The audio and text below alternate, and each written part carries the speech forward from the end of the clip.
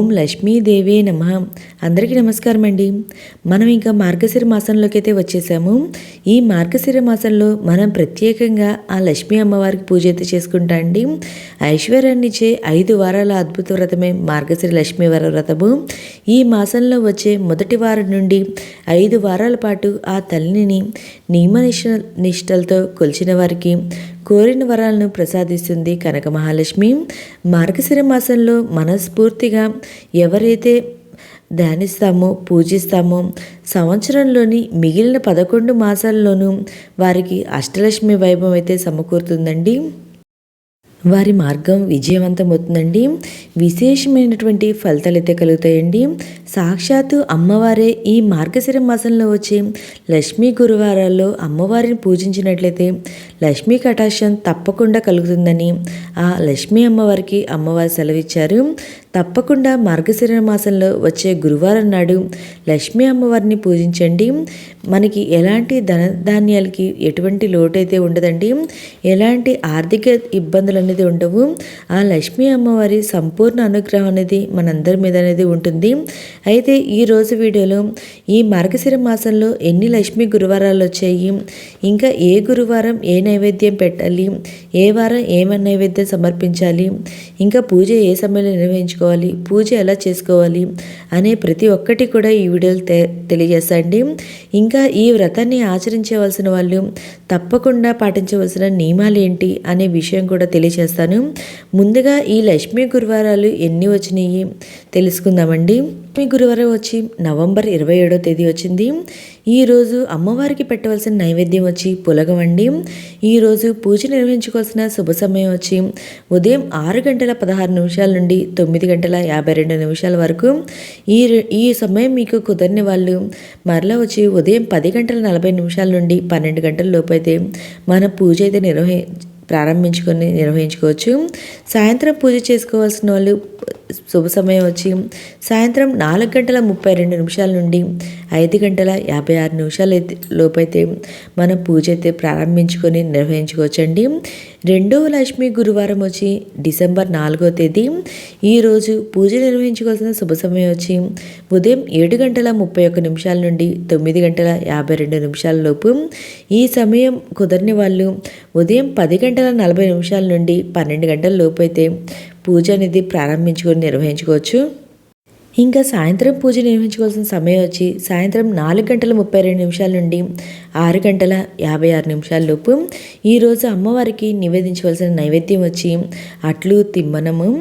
మూడవ లక్ష్మీ గురువారం వచ్చి డిసెంబర్ 11వ తేదీ. ఈరోజు పూజ నిర్వహించుకోవాల్సిన శుభ సమయం వచ్చి ఉదయం 4:45 నుండి 6 గంటల లోపు. ఈ సమయం కుదరని వాళ్ళు ఉదయం 7:31 నుండి 9:52 లోపు నిర్వహించుకోవచ్చు. ఒకవేళ ఈ సమయం కూడా కుదరలేదు అనుకునే వాళ్ళు ఉదయం 10:40 నుండి 12 గంటల లోపు ఈ పూజ అయితే ప్రారంభించుకోవచ్చండి. సాయంత్రం పూజ నిర్వహించుకోవాల్సిన శుభ సమయం వచ్చి సాయంత్రం 5:56 నుండి 6:57 లోపు. ఈరోజు అమ్మవారికి నివేదించవలసిన నైవేద్యం వచ్చి అప్పాలు పరవన్నము. నాలుగవ లక్ష్మి గురువారం వచ్చి డిసెంబర్ 18వ తేదీ. ఈరోజు పూజ నిర్వహించుకోవాల్సిన శుభ సమయం వచ్చి ఉదయం 4:50 నుండి 6 గంటల లోపు. ఈ సమయం కుదరని వాళ్ళు ఉదయం 7:31 నుండి 9:52 లోపు అయితే పూజ అయితే ప్రారంభించుకోవచ్చు. ఒకవేళ ఈ సమయం కూడా కుదరలేదు అనుకునే వాళ్ళు ఉదయం 10:40 నుండి 12 గంటల లోపు అయితే ప్రారంభించుకోవచ్చండి. ఇంకా సాయంత్రం పూజ నిర్వహించుకోవాల్సిన శుభ సమయం వచ్చి సాయంత్రం 4:36 నుండి 7 గంటల లోపు. ఇంకా ఈరోజు అమ్మవారికి నివేదించవలసిన నైవేద్యం వచ్చి చిత్రాన్నం, గారెలు. ఇంకా 5వ లక్ష్మీ గురువారం వచ్చి పుష్యమాసంలోని మొదటి గురువారం అంటే డిసెంబర్ 25వ తేదీ. ఈరోజు ఉదయం పూజ నిర్వహించుకోవాల్సిన శుభ సమయం వచ్చి ఉదయం 4:52 నుండి 6 గంటల లోపు.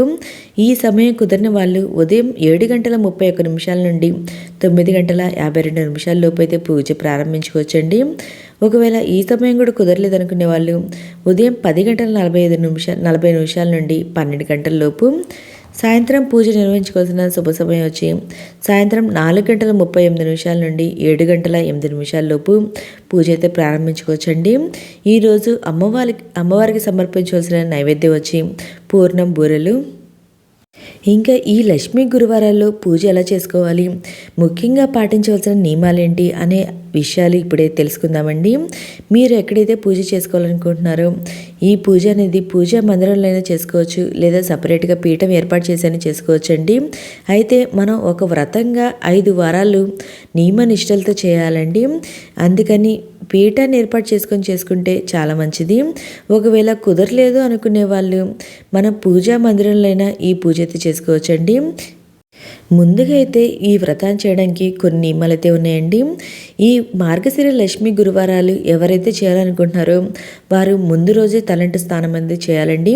ఆ రోజు మనం గురువారం రోజైతే తలంటు స్నానం అనేది చేయకూడదు. నార్మల్గా నీళ్ళైతే పోసుకోవాలి. షాంపూ కానీ కుంకుడుకాయలు కానీ వాడకూడదండి. ఓన్లీ నీళ్ళతో స్నానం అనేది చేయాలి. ఇంకా ఈరోజు నిద్ర అనేది పోకూడదండి. అంటే మధ్యాహ్నం వేళల్లో అలా నిద్ర అనేది పోకూడదు. ఇంకా ఉపవాసం అనేది ఉండాలి తప్పకుండా. ఇంకా తల దువ్వడం కానివ్వండి, తలకు నూనె రాయడం కానివ్వండి, ఇలాంటి ఏమీ చేయకూడదండి. ఈ 5 వారాలు నియమ నిష్టలతో ఆ తల్లికి పూజ అయితే చేసుకోవాలి. ఇంకా ఈ రోజున ఉదయాన్నే నిద్రలేచి తలంటు స్నానం ఆచరించి మనం గుమ్మాన్ని అయితే అందంగా అలంకరించుకోవాలండి. ఆ లక్ష్మీదేవికి ఆహ్వానం పలుకుతూ అమ్మవారి పాదాలైతే వేసుకోవాలి గుమ్మం దగ్గర. ఇంకా పూజా మందిరం దగ్గర కూడా మీరు పూజ చేసుకునే ప్లేస్లో అమ్మవారి పాదాలు అయితే వేసుకోవాలండి. ఈ పూజ అనేది సపరేట్గా పీఠం ఏర్పాటు చేసి చేసుకోవచ్చు, లేదా పూజా మందిరంలో అయినా చేసుకోవచ్చండి. మనం ఒక వ్రతంలా చేస్తున్నాం కాబట్టి ఈ సపరేట్గా పీఠం ఏర్పాటు చేసుకుంటే మంచిది. ఒకవేళ అది కుదరలేదనుకునే వాళ్ళు మీరు పూజా మందిరంలో అయినా ఈ పూజ అయితే చేసుకోవచ్చండి. నేను ఇక్కడైతే సపరేట్గా పీఠం ఏర్పాటు చేసి అయితే పూజ చేసుకుంటున్నాను. మనం ఎక్కడైతే పూజ చేసుకుంటున్నాం అనుకుంటున్నామో అక్కడ చక్కగా పసుపు రాసి పిండి ముగ్గు అనేది వేసుకొని పసుపు కుంకాలతో అలంకరించుకోవాలి. తర్వాత వాటిపైన మనం పీటనైతే ఏర్పాటు చేసుకొని పీట పైన ఒక క్లాత్ అనేది వేసుకొని ఆ క్లాత్ పైన 3 గుప్పెల బియ్యం అనేది వేసుకొని అమ్మవారి చిత్రపటం అయితే పెట్టుకోవాలండి. ఇంకా మీ దగ్గర విగ్రహం ఉంటే విగ్రహం అయినా పెట్టుకోవాలండి. ఇంకా అమ్మవారిని చక్కగా మీ దగ్గర ఉన్న వాటితో చక్కగా అలంకరణ అనేది చేసుకోండి. మీ దగ్గర ఉన్న పుష్పాలతో, మీ దగ్గర ఉన్న వస్తువులతో చక్కగా అలంకరణ అనేది చేసుకోండి. తర్వాత అమ్మవారి దగ్గర చక్కగా పసుపు కుంకుమ అనేది పెట్టుకోండి. ఇక్కడ నా దగ్గర కాసుల పేరుంటే నేను చక్కగా అమ్మవారికి అయితే అలంకరించుకున్నాను. ఇంకా ఈరోజు అమ్మవారికి ఇష్టమైనటువంటి ఎర్రటి పుష్పాలు, ఎర్రటి గులాబీలతో అమ్మవారికి పూజ అయితే చేసుకోండి, చాలా మంచిది. ఒకవేళ దొరకలేదనుకుంటే మీ దగ్గర ఉన్న పుష్పాలతోనే అమ్మవారికి అలంకరణ అయితే చేసుకోండి. నేను ఇక్కడ పుష్పాలతోనూ కాసుల పేరుతోనూ అమ్మవారిని అలంకరణ అయితే చేసుకున్నాను. విగ్రహం ఉన్న విగ్రహమైన పూజలో పెట్టుకోవచ్చండి. నా దగ్గర అమ్మవారి విగ్రహం ఉంటే అమ్మవారి విగ్రహం అయితే పెట్టుకున్నాండి. ఇంకా కామాక్షమ్మ దీపం కూడా ఈరోజు పూజలు అయితే పెట్టుకోవచ్చు. ఇంకా నా దగ్గర కొన్ని మంగళకరమైన వస్తువులు ఉంటే ఆ మంగళకరమైన వస్తువులు కూడా పూజలు అయితే పెట్టుకున్నా అండి. అంటే పసుపు కొమ్మలు, గోమ చక్రాలు, పసుపు గవ్వలు, ఇలాంటివన్నీ మనం పూజలు అయితే పెట్టుకున్నా అండి. మీ దగ్గర ఉంటే పెట్టుకోండి, లేకపోయినా కానీ మనం నార్మల్గా పూజ అయితే చేసుకోవచ్చు. అయితే ఈ పూజ అనేది ఉదయం వేళల్లో తెల్లవారుజామున చేయాల్సి ఉంటుందండి. ముందుగా స్నానం ఆచరించి ద్వారబంధం దగ్గర దీపాలు వెలిగించుకొని అమ్మవారి పాదాలు వేయగలిగితే ద్వారబంధం దగ్గర అయితే వేసుకోండి.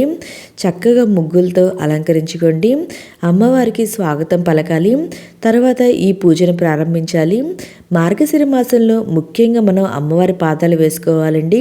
మీ దగ్గర అమ్మవారి పాదాలు ఉంటే పూజలు పెట్టుకొని పూజ అయితే చేసుకోండి, లేకపోతే అమ్మవారి పాదాలు వేసుకొని పూజ అనేది చేసుకోవచ్చండి.